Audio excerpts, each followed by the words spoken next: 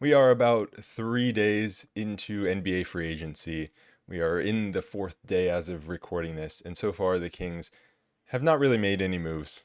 Obviously, re signed players, which is good. They, of course, made a trade during the draft. They have two open roster spots, and everyone's looking at the Kings to make a big move, whether that's for Brandon Ingram, Kyle Kuzma, Larry Markkinen, DeMar DeRozan. Like, there are plenty of names out there that the Kings are rumored with, but so far, nothing has happened. And now there is plenty of time for something to still happen. We are months away from the start of the regular season. Lots of stuff happens right as free agency starts, but that doesn't mean that it needs to happen at that time. But I wanted to talk about what if the Kings don't go and make that big move? What if the Kings don't add a star level player or a very high end role player to their starting lineup before the season starts? Because it is definitely a possibility. And I talked about it in my offseason preview podcast where I said I wouldn't be surprised if Harrison Barnes is still the starting four on this team when it comes. Would I be disappointed? Of course. I can't imagine what Kings fans on social media are going to do if Harrison Barnes is still the starting four on this roster when the season comes around. Because Kings fans are already going a little crazy that we haven't made a move in the first 3 days of free agency. So man, if Harrison Barnes is still here, people are gonna go crazy. But I said in that preview, don't expect a big move because it is very possible that we run it back with the same starting lineup as last season because the Kings have this 2 year window before the team gets expensive. And so really what I think that means is you have this 2 year window before the Keegan Murray extension, before the De'Aaron Fox extension. So right now is the time where you have the most opportunity to have depth on the team, I would say. And so once your team becomes expensive, you're relying on minimum guys and you're relying on your draft picks to be good. Those are the ways you have depth. And so the Kings do need to take advantage of these seasons. I mean, their star players are in their primes. Fox is what, 27, I think? Maybe 28. Sabonis is 28, I think. And so the Kings have to take advantage of these years.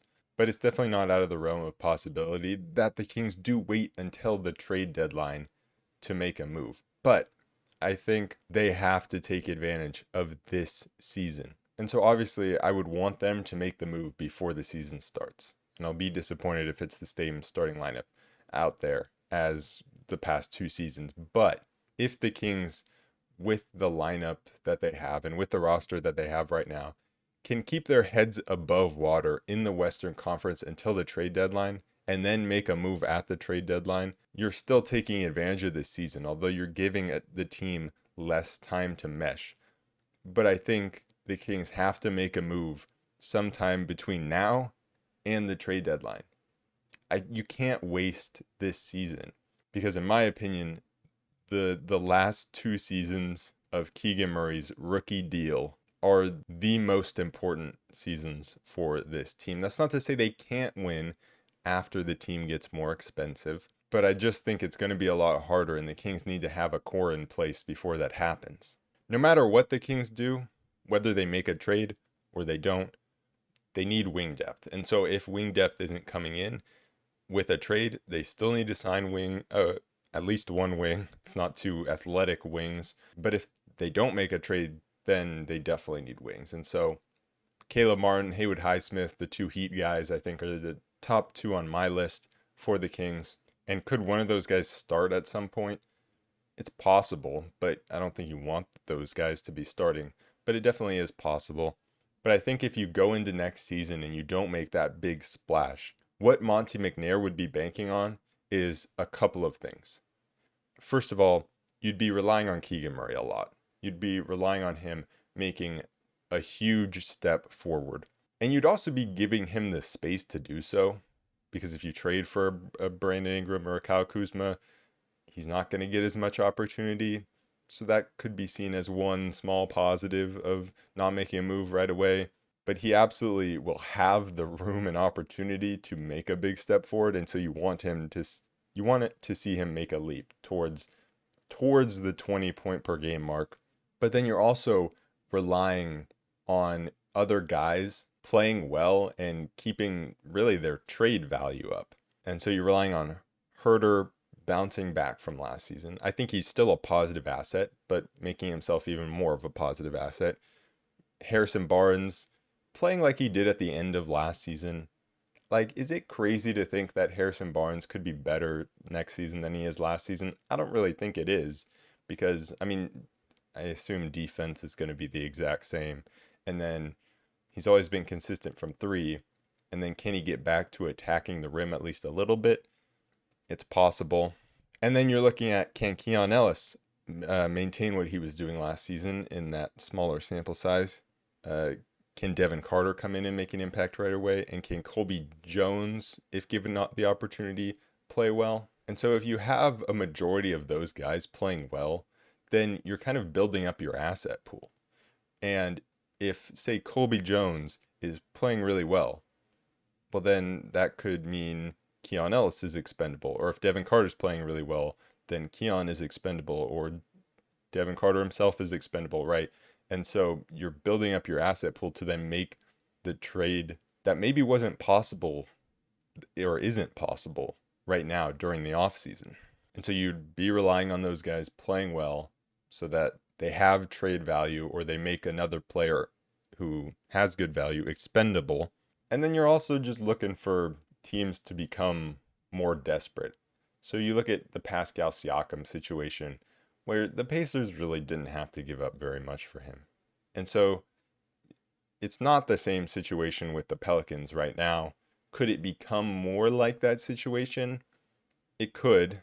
I don't really see it becoming more like that, but it's not just Brandon Ingram, it's other teams too. What if teams become more desperate to make a move? And so I think the Kings have the possibility of maintaining a good position in the West with the roster that they have right now. Because we saw it last season, they were in the top six for a very long time. And it was towards the end of the season, injuries kicked in. They didn't have the depth, the offensive depth to sustain when Malik Monk and Kevin Huerter both went out. And so if things break the right way for the Kings and there aren't injuries, then they could absolutely maintain a good position in the West up to the trade deadline. And so, let's go through where the West is right now. Look, these teams could be anywhere, but let's just say, I would say the teams that are kind of locked into the top six probably are the Thunder, Timberwolves, Mavericks, Nuggets, although the Nuggets did get worse, so that's good. And then you have kind of the other teams fighting for the top six, the Grizzlies, Pelicans, Suns, and then maybe a little bit lower, the Clippers, Warriors, Lakers, Rockets. And so we're hoping the Lakers and the Warriors and the Clippers are all kind of falling off and that the Rockets aren't quite there yet. And then you have the Jazz, Spurs, and Blazers at the bottom. Hopefully none of those teams, make a surprise run. And so where do the Kings fit into that? Well, I think they absolutely could be in the top six with just the roster that they have right now. But that's definitely not a guarantee. And so that's why it's absolutely a risk and you want to make the move before the season starts. But at the same time, you see it a lot where a team like the Mavericks, they just they treaded water until the trade deadline and then they made the moves and went on a run. And so it's a risky game to play. It absolutely is. Because the Mavericks, they meshed right away. And so I don't think you can really rely on meshing right away like they did. But at the end of the day, this team just can't miss the playoffs. And so it's a big risk to not make a move before the season starts because it would be an absolute disaster to not make the playoffs. I think last season it wasn't a disaster because it was the second season that this team was good. And so you're kind of seeing where certain guys are at. You're seeing what the flaws are of the team. You're seeing what was real from the first season, what wasn't. And so it was fine to run it back. And so now, if you do that again and don't make a big move before the season starts, I think that is a massive, massive risk. And like I said, you're just relying a lot on Keegan Murray and some of those other players I listed to play well and also for guys to just not get injured. But ultimately, you just can't waste this season. And like I said before, the move, in my opinion, needs to come between now and this trade deadline. I don't think you can wait any longer than that. I don't think you can just wait another season. Maybe I'll be wrong and Keegan will take this massive leap and every player that we hope plays well does play well, and then the Kings are in the top 6 and they win a first round series and it's all great. And so in that scenario, sure, it would be okay to not make a move and then you can make the big move the next offseason. But I just don't think that's likely in such a competitive Western Conference. I think the West it's very competitive, but it's also very open. And so that's, I think, another big reason why you need to make a move this season, is because I don't think anyone has locked down this Western Conference. The Nuggets definitely haven't.